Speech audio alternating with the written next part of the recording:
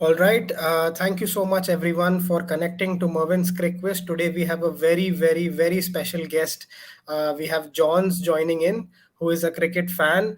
And if anyone who is following on Twitter, who follows cricket on Twitter, would know that you will not be able to miss any update if you're connected to John.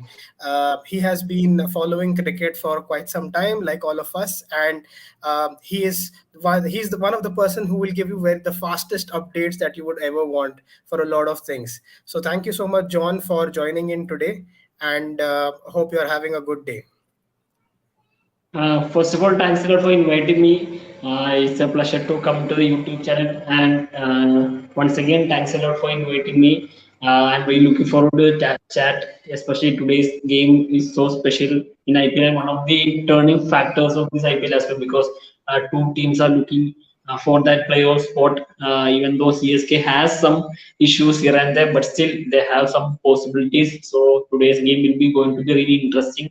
So I'm really looking forward to chat. Great. So, from whatever I follow you, I know that you have been a very ardent supporter of Chennai Super Kings. I just wanted to know, apart from Chennai Super Kings, do you support any other team, or you're following any other particular team closely? I know Chennai is very close to your heart, but yeah, any apart from Chennai, any other team that you follow closely? No, only CSK I have followed from 2008. First, it was mainly due to Dhoni. Then the affection transferred to the team as well during 2018. After that 2 year ban, more than Dhoni, the team affection started from 2018.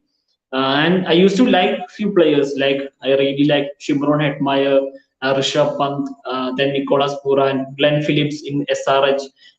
Then there is Rishabh Pant is there, then Sanju Samson. There are a few others as well. So I used to like a few players from a few franchises, but I don't have that affection or second team in this IPL or any IPL.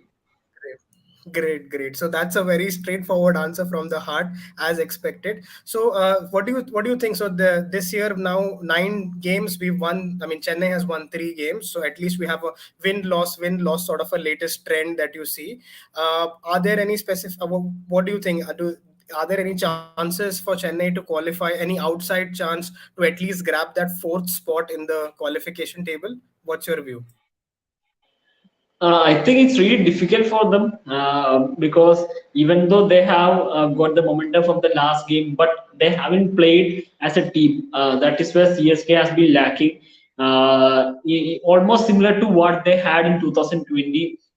There were some COVID issues was there, some injuries, unavailability, etc. And almost similar to 2021. Like if you look at Deepak Chahar was not available. Then Adam Millini got injured in the halfway mark. Bravo was not available in the last game. Then if you look at Moeen Ali is not available for the last 2 games. He had a thumb injury. So it has been lots of issues here and there. And the players hasn't performed as well. If you look at the potential, apart from Shivan Dubey, then to some extent Dhoni as well. There were not much consistent performers. Whenever they got opportunity, they haven't produced that match winning performance, especially in batting, because batting is their strength compared to their bowling. Like if you look at, they don't have a Rashid Khan, they don't have a Bumrah, they don't have a Jofra Archer, etc.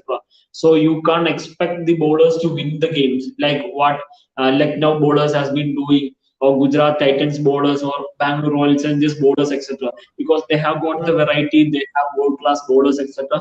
Compared to that, CSK does not have that. CSK has, if you look at Mukesh, or then there is Tikshana, etc. These are not big names in international cricket. So that is where CSK's issue, like, so that was the reason why CSK had that batting depth as well. If you look at the last year as well, batters was winning the games for them. But this year, there was inconsistency among lots of batters. That was the reason behind this ninth position in the points table as well. It's not easy to recover, but there are Yeah. some very good signs as well. From the last game, the CSK can take lots of positives, like Correct. Ruturaj, Devon Conway, then bowlers as well. So there are positives if they can continue the momentum, and that is not easy as well. Because if you look at the opposition strength as well, there will be better quality players. So that is where the issue lies. It won't be easier, but they have done in past as well. So it is Yeah. almost 50-50. So it's really tough to tell right now how they are going to face, and they need to win a couple of games because if you look at the past as well, in first stage of this IPL as well, they won one game, then they lost couple of games, then they won one more game, then they won last game. So the momentum hasn't been there pushed back in this season. So I'm really looking forward to see how they are taking the momentum from the last game to today's game against RCB. Great. So, and one of the big misses probably they would be having is Deepak Chahar. Deepak Chahar was absolutely brilliant in the few seasons for them, giving those early wickets and bowling 4 overs or 3 overs directly. I think Mukesh Chaudhary has been chosen this year to kind of substitute that role, but he has performed well there and thereabouts. But he has not been to the level of where Deepak Chahar was in the past. Okay, so who, as per you, overall, when you look at all teams, have been disappointments based on how they had performed in the previous IPL and how they have performed today, till date in the IPL this year. If you could name two or three who have been disappointments for you across all teams. I think the one of the biggest name will be Ishan Kishan. He started the IPL so well, but he went off in the last couple of games. So I because they paid heavily as well. Like it's a long term option.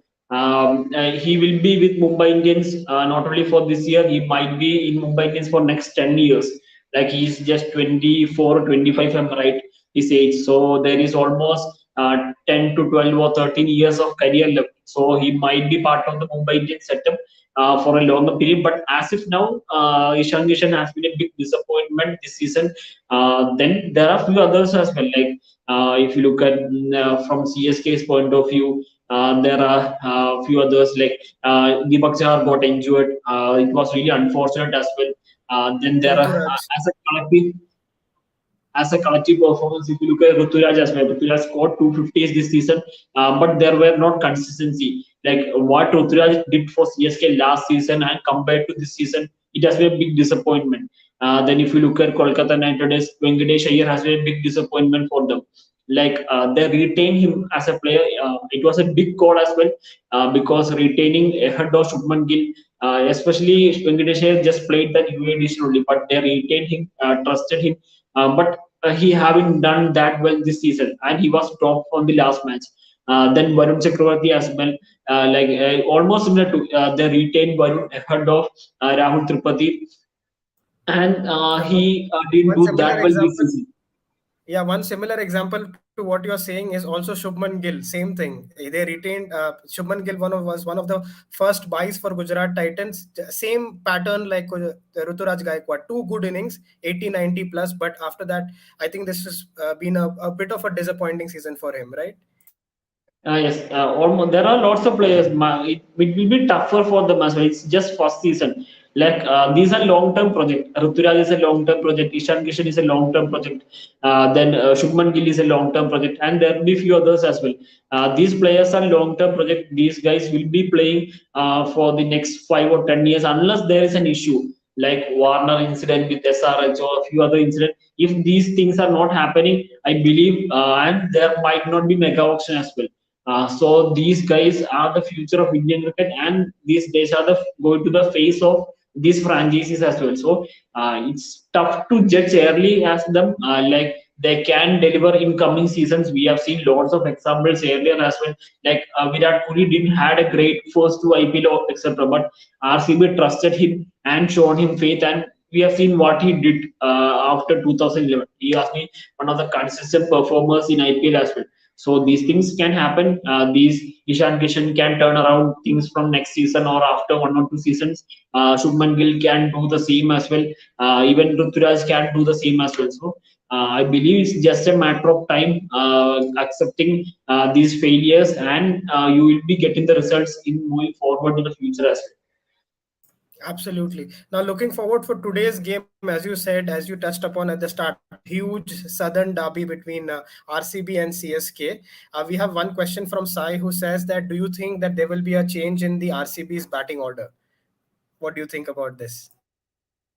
No, I don't think so because even though Virat didn't had that strike rate, but he scored a 50. Patida scored a very good 50 last game, and Fab has that opening spot fixed for the whole season. Then Glenn Max will be coming at number four. Then Mahipal Longro played so well last game. He finished the innings. Then Dinesh Karthik. We don't know the availability of Dinesh Karthik. He was injured last game.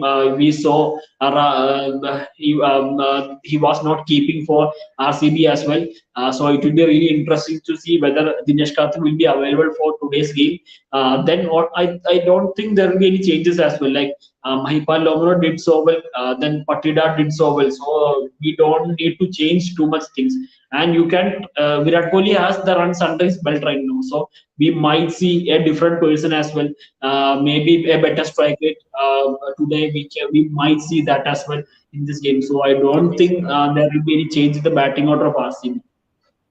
Correct, correct. And then, as Kevin mentioned, once they win, and in case if they win, they definitely open up the table. They are at number six, joined with Punjab. Punjab is at number five, but Punjab has got a better run rate with a dominating performance last night. So yes, an RCB win today will definitely open up the table at all. But it will be very interesting to see how Chennai also challenges. Like as John mentioned, Chennai has the potential to get there. It depends on how the approaches and how the situation happens, because the first leg of this game is when RCB won it. Let's see what happens in today's encounter. So, Johns, could you tell me in terms of the young players, who are the players who've caught your attention? So, Ayush Baduni, for example, is one of them. Is there some very good surprise candidate who's performed well, or a comeback like Kuldeep Yadav? Some people who have caught the attention definitely of selectors and also of the public this year. I think one of the biggest names will be Tilak Verma because he's a top order player for Hyderabad. And coming to IPL, in his first IPL, he batted number three, number four, number five for Mumbai Indians and performed so well. So I think that has been a biggest surprise. I never expected Tilak to crack that mid order spot, which is so difficult to do as an Indian youngster. There will be a couple of youngsters, but he's a top order player that we need to remember always. And coming to IPL, as I mentioned earlier, he performed so well. And comebacks, I think there are few couple of players. I still don't think this is the best of Kuldeep Yadav. He needs to have lots of improvement, but as a start, it will be really ideal. Especially he has been looking to take more wickets. It was not the case during the last 2 years when he was going through a tough phase. He was injured, so coming back and doing this stuff, it's a big thing. But I still believe there is lots of improvement needed for Kuldeep Yadav to have that consistency factor and to get that consistency place in the Indian team as well. So the biggest surprise I would say it has been Tilak Verma. Everyone knew the talent of Tilak Verma. But the main aspect that he did was he played at number three, number four, number five, and performed. Especially Mumbai top order has been bit inconsistent. Plus, Suryakumar Yadav was not available for first few games as well. So he took that batting unit of middle order and he performed as well. So that has been the biggest turning point. It might be his biggest turning point in his career as well. Then a few others will be I think there are performers, but I don't think it's almost a comeback. The way Makram has been performing because he hasn't cracked the IPL, even though he did so well in international cricket for South Africa. But if you look at the last season as well, he didn't do that well when he played for Punjab Kings. But coming into this IPL for Sunrisers, he has been one of the best middle order batters in this IPL. So looking only at the IPL, I think Makram can be a big name who can include into that list of comebacks. But as I said earlier, he has done so well in international cricket. Even he had a terrific World Cup for South Africa in UAE last year as well. So these are the few names who made a big impact who couldn't do that well in last few seasons. Great. And who's your pick of the four who will qualify? And I know it's a bit early to make that assessment, but yeah, who do you think are the four who would qualify realistically? And then one is uh, optimistically. I think Gujarat Titans is almost closer. They might need one more win. Then Lucknow will be qualified because they are such a great side. They might have issues in batting. Maybe they are one batter short. Apart from that, with KL Rahul performing consistently, they can cover up that issue. Then we all know the quality of bowlers they have. There is Avesh Khan is there, Mohsin Khan is there, Chamira is there, Vishnu is there, Kurnal Pandya, Jason Jason Holder Holder. as well. There is lots of quality in Lucknow. So Gujarat will be number one team. Gujarat will be one of the team. Then Lucknow will be second, and third. I think even though Rajasthan Royals has issues, but their spinners has been covering that issue with Correct. pitches tiring out. This Ashwin UC will be really Ashwin tougher Chahal to combination. handle. So I believe Rajasthan will be the third team, and the fourth is wide open. Anything can happen. Like Sunrisers Yeah. is there, then Punjab Kings getting back to their best as well right now. Then there is Royal RCB. Challengers Bangalore is there. Then Kolkata Knight Riders is there. Chennai Super Kings is there. So it's really tough to tell the fourth side. I really Yes. hope it goes till the last week of this IPL. I really hope that that is how it should be, and that makes the IPL even more better as well. So, because if you Exactly. are getting the qualification for four places before the last week, I don't think, even though there are one and two spot are to grab, but still you need to have that fighting spirit till the end. So, I really hope that goes into the final week. Great. I think where IPL has got that tradition that we've things have gone out till the last week or the last couple of games for that final slot. And I think with this 10 team format, this is definitely a recipe for something like that to happen even this year. So let's wait and watch who that third, fourth spot would be, because Delhi Capitals would also have their opinion that they would want to have a bounce back from where they are with better performances from Pant, Khalil Ahmed, Kuldeep, etc.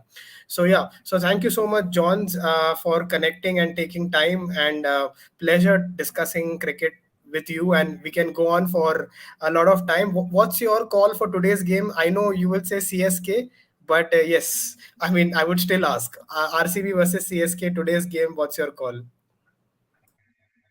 I feel there will be a comeback of RCB tonight because it has been long gap. They have lost, I believe, they have lost 5 or 6 games consecutively this year so far. So I think there might be a comeback. And thanks a lot for inviting me as well. And who are watching this video, please do subscribe this YouTube channel. There are lots of very good contents. There will be better people than me coming into the YouTube channel for having the chat show, etc. So everyone do subscribe this channel and support this as well, because there will be lots of analysts, there will be Akash Chopra, so etc. But they will be getting the support, but the smaller people won't be getting that support. So that is where everyone need to gather together and give the support, and that will be helping and that will be motivating them as well to do more and more videos. So who are watching this video, do subscribe, etc. Thank you so much, Johns, for that support. Thank you for taking time and connecting today. Let's connect and chat more, and let's keep watching. There was one question which one of the user was asking about the Boria Mazumdar case. It is something which is a bit of a suspect, so I'm not sure we'll be able to comment anything. But I think the BCCI has taken a right decision from whatever evidence they had. It is something that is not acceptable from any fraternity where a threat to be provided to any player. So with whatever evidence on hand, I think BCCI has taken the right decision. Any closing view from you, Johns, on this one? I think BCCI has took a right decision, as you mentioned. If you look at the text messages, etc., he shouldn't have done that because Saha is a great cricketer, and not only to Saha, even if it is a domestic cricketer, even who hasn't played international cricket, you need to respect cricketers because that is where you are getting the job. If even if you are looking at, there will be a mutual respect between media and cricketers. If you look at cricketers has been moving away from media, There are rarely you might see interviews for Times of India or ESPN Cricket for Focus, etc. But if you look at most of the cricketers is having YouTube channels. Ashwin is having YouTube channel, Pat Cummins is having YouTube channel, and they are expressing their views to the people through their channel. It's not like if you look at before 10 years ago, cricketers were communicating to the fans through the media, through the newspaper, through the sports jar. Then there were lots of sports magazines, etc. But right now, if you look at, there are less interviews. More people are communicating with the fans through Twitter, through Instagram, through their live shows, YouTube, etc. So if these things happening, then cricketers will be moving away really far as well. So I really hope there will be mutual respect between media and cricketers, and that is vital moving forward as well. So I really hope this is the incident that changed everything, and there will be a mutual respect as well with both the parties. Amazing. Great. That's an amazing reply. And that's something which I think it's a very good lesson, as you said, for any future such incidents so that they don't repeat in future. So great. Thank you so much, Johns, for your time. As I said, thank you all for whoever has tuned in. Please stay connected and follow Mervin's Crick Quiz and follow Johns on Twitter, Instagram for all the regular updates on cricket. Have a good day and have a good evening. And let's let's look at the business end of the IPL. It's getting more and more interesting now. Thank you so much. Thanks, Hero.